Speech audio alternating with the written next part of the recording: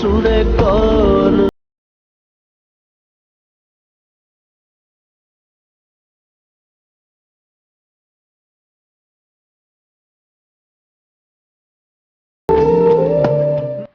अस्सलाम वालेकुम मुअज़्ज़िज़ ख़वातीन व हज़रात, प्रोग्राम पुकार के साथ मैं हूं अली मुमताज़।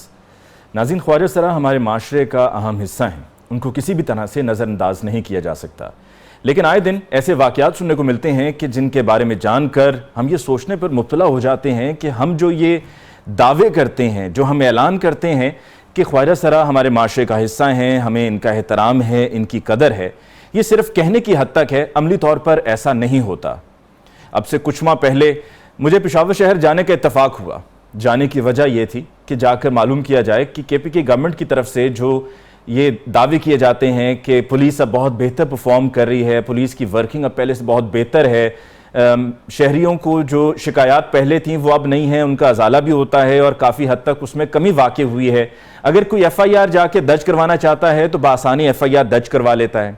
तो क्या ऑन ग्राउंड भी ऐसा हो रहा है या ये सिर्फ कहने की हद तक है? ये जानने के लिए जब मैं पेशावर पहुंचा तो वहां पर जाकर एक ऐसे पुलिस स्टेशन में जाने का इत्तफाक हुआ कि जहां पर ख्वाजा सरा कंप्लेंट दर्ज कराने की कोशिश करते रहे। बहुत कोशिशों के बाद जाकर और सिविल सोसाइटी के प्रेशर पे वो FIR दर्ज हुई, वरना उससे पहले उनको वहां से धक्के दे के बाहर निकाला जाता रहा पुलिस स्टेशन से। उनसे ये कहा जाता रहा कि जाओ जाके कर लो जो करना है। उनकी कंप्लेन पर उनके सामने फेस टू फेस पुलिस एहलकारों से हमारी बात हुई और हमने ये जानने की कोशिश की कि आखिर इनको क्यों इग्नोर किया जा रहा था, इनको क्यों सताया जा रहा था। ये वाकया तो तब का था, लेकिन अब जाकर ये एक दफ़ा फिर सोचने पे मजबूर हो गया हूं कि शायद इन वाकयात के होने के बाद किसी को एहसास नहीं हुआ, और अगर एहसास हुआ तो वो वक्ती एहसास था।